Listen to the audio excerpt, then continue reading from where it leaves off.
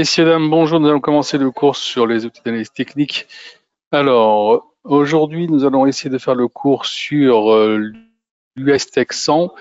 OK, donc le graphique que vous voyez actuellement, le graphique que vous voyez actuellement, c'est un graphique en daily et en bougie japonaise. Donc, on va essayer maintenant d'essayer de comprendre comment fonctionne le graphique grâce à des outils qui nous sont mis à notre disposition. Et donc, on va commencer par le premier, le plus important, c'est évidemment les trends et tendances. Alors, comment on fait? On y va, on va là, hop, on clique dessus, on a sélectionné le premier, on va le positionner, on va commencer à essayer de voir comment ce trend fonctionne. Vous voyez là, on a déjà la possibilité de voir 1, 2, ici non, c'est un petit peu trop. On va le reprendre ici plutôt. Voilà. Voilà, on a un trend assez important, haussier. Et dans ce trend haussier, maintenant, on a initié un nouveau trend, vous voyez, qui est ici. Voilà. On le voit bien. Pile poil. Donc, on est en fait dans cette partie-là, qui devient une partie un peu stratégique, parce que là, on voit qu'on est toujours dans un trend haussier, mais si par hasard on venait à poursuivre cette descente ici, on pourrait rentrer dans ce trend baissier, et donc là, ça pourrait très certainement accélérer. Donc, alors pour l'instant, d'ailleurs, on voit bien sur le Nasdaq, une journée assez mouvementée, on doit être quasiment à 2% de baisse sur le Nasdaq. C'est bon, on a eu des chiffres aujourd'hui qui montrent que peut-être nous allons avoir encore une hausse des taux le 20 septembre. Le chômage américain s'améliore encore au niveau des inscriptions, les coûts horaires remontent, rien qui rassure les marchés. Alors, je continue ici. Une fois qu'on a mis ça en place, on va chercher maintenant les résistances et les supports. On y va, on appuie sur l'horizontale, on met les points les plus hauts. On ne va pas prendre tous les points évidemment, on va prendre le point le plus bas ici. On va essayer de resserrer un peu par rapport à notre graphique. Ici, par exemple, on a là un point intéressant, on va le prendre ici.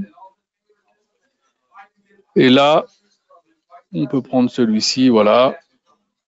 On a mis des points. Maintenant, vous allez voir tout à l'heure, on va utiliser Fibonacci et Fibonacci va englober une grande partie de ces points.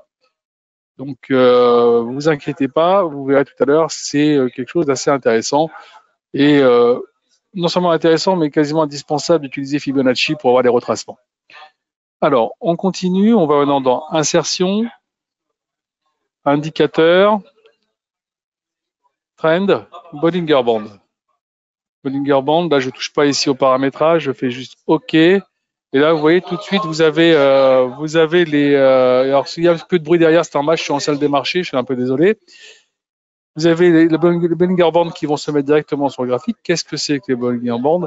C'est d'abord au milieu ici une moyenne mobile de 20 jours avec des écarts types qui sont calculés et qui nous donnent en fait la possibilité d'anticiper comment pourraient évoluer les cours, soit vers le haut, soit vers le bas, auquel cas, normalement, quand on vient taper en haut, on a des retracements vers le bas, et quand on vient taper en bas, on a des retracements vers le haut. Alors, c'est pas toujours le cas, vous voyez, ici, on tape, on remonte, mais en vrai, quand on retape encore une fois, on remonte un petit peu, mais vous voyez, c'est pas toujours aussi évident qu'on ait un retracement aussi important de l'autre côté. Il faut faire attention à ça. Donc, il ne faut pas le lire seul, ce produit-là. C'est vraiment un produit qui se lie avec les autres.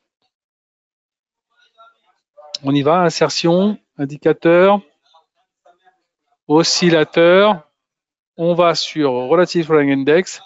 On ne touche pas ici à la programmation et on commence un petit peu à regarder maintenant la couleur ou la grosseur du trait. On fait OK et vous avez en bas le RSI qui vient se mettre dessus. Donc, qu'est-ce que c'est que la RSI? La RSI, c'est une sorte de calcul entre les moyennes des baisses et les moyennes des hausses des 14 derniers jours et qui va vous donner ce petit graphique qui va aussi entre 0 et 100. Donc, quand on est proche des 30 ou en dessous de 30, c'est survendu. Si on est proche de 70 ou au-dessus de 70, c'est suracheté. Donc, pour l'instant, on a envie de dire que on est à 45, donc il y a peut-être encore un peu de mouvement à avoir ou à attendre. Ça serait pas étonnant. Pour l'instant, on n'est pas venu taper le plus bas ici. D'ailleurs, on pourrait le mettre avec ce genre de choses pour pouvoir bien le visualiser. Voilà. Vous voyez, à chaque fois qu'on arrive sur ces niveaux-là, des rebonds s'organisent sur les marchés. Et même chose un peu de ce côté-là. Regardez, quand on est venu ici taper quasiment, on était à 66. On vient taper ici 66. On peut même en mettre un petit peu au-dessus ici aussi. Les marchés ont retracé. Là, on n'est pas arrivé tout à fait à 70, mais on voit bien qu'on a fait une sorte de plat. On a essayé de voir ce qu'on pouvait faire et c'est redescendu. Donc là, vous avez un couloir qui s'est mis ici. On le voit bien. On peut maintenant essayer de pouvoir travailler en regardant cet indicateur pour voir s'il va venir taper en bas au niveau des 30. Indicateur, on rajoute oscillateur. On va dans MACD. Voilà, la couleur, la grosseur du trait, si vous voulez. Vous faites OK. Et vous avez les MACD. Alors, qu'est-ce que c'est que les MACD? Les MACD, ce sont ce qu'on appelle des moyennes mobiles exponentielles de 12 et 26 jours. Et alors, ça, c'est un indicateur qui est un peu plus fin que des moving average normales. C'est des moyennes mobiles normales qu'on mettra tout à l'heure en place, hein, si vous avez envie. Et comment ça se dit? Vous avez ici les MACD, vous avez le signal. Si on est au-dessus du signal, marché haussier. Si on passe en dessous, marché baissier. Là, vous voyez, pour l'instant, on est au-dessus, mais on s'aperçoit ici que de ce côté-là, c'est en train de changer de cap. Et donc, pour le moment, là, on n'est pas passé en dessous du signal rouge, mais on pourrait ne pas tarder. Mais on voit bien ici que les MACD ici sont de plus en plus courtes. Donc, on risque quand même de basculer, de repartir en dessous. Il va falloir surveiller ça. Ça pourrait être assez rapidement. Donc, ou alors il y a une reprise, mais ça, on va voir ça. On va être fixé dans les prochaines heures ou les prochains jours. Pour l'instant, c'est en train de batailler. Est-ce que c'est clair pour l'instant? Ok, je retourne maintenant dans insertion, indicateur, oscillateur, et je vais sur les stochastiques oscillateurs. Voilà, stochastique oscillateur. Je touche pas à la programmation. Je fais juste OK et voilà. Donc les stochastiques oscillateurs, c'est un produit qui était en fait à la base créé pour la répartition de hasard et qui a été utilisé par George Lane pour IBM et depuis tout le monde l'utilise parce qu'on pense que quand même c'est un produit qui nous amène des informations intéressantes. Un peu comme la MACD, vous avez ici la stochastique, vous avez le signal. Tant qu'on est au-dessus, c'est haussier. Dès qu'on décroise ici, voilà, et qu'on passe en dessous le signal, marché baissier. Pour l'instant, il n'y a pas de signe qui nous laisse à penser que le marché pourrait pour l'instant se redresser. Donc la descente ici, avec une descente ici, ça a l'air de se concrétiser avec une RSI qui continue à piquer un peu du nez. Donc, pour le moment, je pense qu'on va avoir encore un marché qui pourra encore glisser un peu, même si pour l'instant, on a un petit rebond, mais c'est à mon avis un petit rebond tout à fait technique. Enfin, on connaît la nervosité du Nasdaq. Alors, quand vous avez mis déjà tous ces éléments, on va essayer de réduire un peu pour avoir un peu de place pour le graphique quand même. Voilà. Voilà. Tout à l'heure, je vous ai parlé du retracement Fibo. On va donc aller le chercher tout de suite. Et on y va. On va ici. On appuie là. Retracement Fibo. On prend le point le plus haut. Ici, on descend sur le point le plus bas là. Et on a les retracements Fibo. Là, maintenant, je vais grossir un peu le trait. Comme ça, vous allez voir un peu par vous-même ce que ça donne. Vous voyez, là, attendez. Voilà. Ça disparaît, on n'en a plus besoin. Voilà. Celui-là aussi. Plus besoin. Et finalement, celui-là, regardez, plus besoin également. Donc maintenant, vous voyez ici, on a tous les retracements Fibo. On voit bien ici comment on a bataillé ferme pour pouvoir passer ce cap-là. Et une fois qu'on l'a cassé, l'accélération, on vient plus ou moins encore une fois. Alors, attendez, parce que je pense que là, on peut avoir un truc beaucoup plus fin ici si on se met ici. Voilà. On est venu quasiment taper ici sur le retracement 38.2 et on a rebondi, qui est pas très loin non plus. Celui-là, on va dire qu'il n'a pas besoin d'être ici, il n'a pas une grosse utilité. Donc voilà, vous avez ici tous les retracements Fibo qui peuvent nous donner, on va dire, des objectifs, soit à aller chercher à la vente, soit en se disant, voilà, je me mets acheteur, mais je mets un objectif ici avec un stop loss au cas où le marché venait un petit peu à déballer. Je sais où il pourrait s'arrêter, ou pas d'ailleurs. Et on continue comme ça. Vous avez tous les supports qui pourraient être retrouvés. D'ailleurs, on voit bien là ici la Fibo qui vient quasiment coller au retracement de la bande de Bollinger ici. On continue. Tout à l'heure, je vous ai parlé des moyennes mobiles. Alors, je vais dans oscillateur. Je vais dans trend. Je vais dans moving average. Et là, je vais chercher les moyennes mobiles intéressantes, celles qui sont les plus à travailler. Alors, la 200 jours, voilà, on va la mettre ici, on va la trouver ici, je pense un tout petit peu en dessous. Où est-elle passée? Là, voilà. La 200 jours, vous voyez, on est quand même assez loin de la moyenne mobile des 200 jours. Je vous rappelle qu'on est en daily, toujours.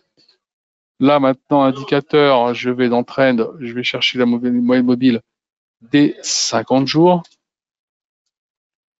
Je fais ici, on va prendre un petit bleu comme ça, qui soit bien un truc. Vous voyez, on est passé en dessous de la moyenne mobile des 50 jours.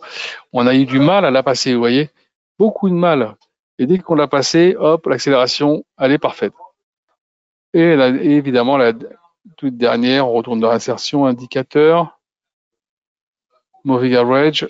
On va prendre la 100 jours. Alors, la 100 jours, la voici. Voilà. Bonjour à ceux qui viennent d'arriver. Je rappelle quand même que ce cours sera enregistré et republié si ça vous intéresse, pour ceux qui ont loupé le début. D'accord. Là, je mets la moving average de 100 jours. Voilà. Alors, elle est juste en dessous. Je vais changer de couleur parce que sinon, c'est vrai que c'est pas terrible. On va lui changer la couleur pour qu'on puisse la reconnaître par rapport à ses camarades. Voilà. On va la mettre une couleur un petit peu plus flashy comme ça. Voilà. Hop. Et voilà. Vous voyez, donc l'objectif pourrait être d'aller chercher cette nouvelle moyenne mobile. Je vais grandir un petit peu le trait, comme ça vous voyez. On a cassé la moyenne mobile ici des 50 jours. On a enfoncé le 50% Fibonacci. On va dire qu'on est venu taper sur la moyenne mobile des 20 jours ici. Ça va devenir une petite résistance intéressante, mais on pourrait très bien venir taper, venir chercher ces zones-là. Ça sera vraiment la zone à défendre, j'ai envie de dire, pour les marchés. Hein, donc la moyenne, la zone 15 000, 30, 40 à peu près, ça sera la zone que les marchés devront défendre pour pouvoir peut-être espérer un rebond. Ça, on a mis maintenant tous les éléments, on va dire Fibonacci, retracement avec les RSI et tout ça. On va pas en rajouter davantage, après ça va devenir une carte PTO, mais déjà vous avez quand même de quoi prendre des trends et pouvoir travailler avec des objectifs. Est-ce que vous avez des questions? Même ceux qui sont arrivés un petit peu tard, si vous avez des questions, c'est pas grave. On peut y répondre. Vous avez normalement le chat en haut à droite de votre écran où il y a un trait rouge.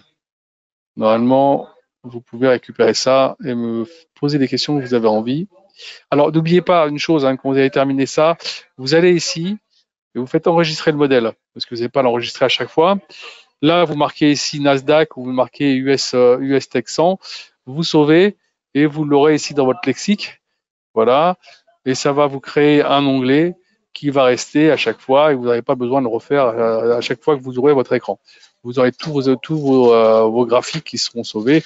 Vous pourrez aller de l'euro-dollar au gold en passant par le DAX ou le STEC. Voilà, vous avez tous les produits que vous êtes en train de suivre. Vous pourrez les suivre tranquillement. Alors, comme vous voyez, c'est pas très compliqué, mais une fois que vous avez mis ça en place, vous allez pouvoir vraiment vous amuser. Alors, dernière petite précision, pour gagner du temps quand vous faites un graphique, imaginons que vous voulez faire un graphique sur le gold, vous faites ouvrir le gold, voilà. Vous allez sur un graphique que vous avez déjà enregistré, vous appuyez par exemple sur le DAX et vous allez avoir l'ensemble de vos paramètres principaux, évidemment, qui vont se mettre tout de suite, donc vous allez gagner du temps. Et après, il n'y aura plus qu'à mettre les trends des tendances, remettre l'unité de temps sur laquelle vous travaillez. OK. Une fois que vous avez mis vos trends, vos tendances, vous remettrez Fibonacci, quelques moyennes mobiles, et vous avez gagné du temps sur la construction de votre graphique. D'accord? Passez une excellente fin de journée. Je vous attends pour les prochains cours. Je vous rappelle que normalement, là, on vous enverra un petit lien pour pouvoir revisionner et réécouter ce webinaire. À bientôt.